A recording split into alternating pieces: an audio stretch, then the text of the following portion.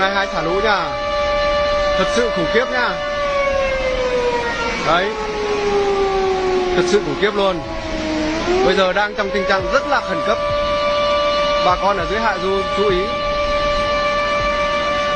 Hú cả mấy ngày nay rồi. Từ đêm qua đến giờ là cứ hú liên tục. Cứ 1 tiếng hú một lần, 1 tiếng hú một lần. Không biết là ở dưới hạ du có chịu nổi nữa không.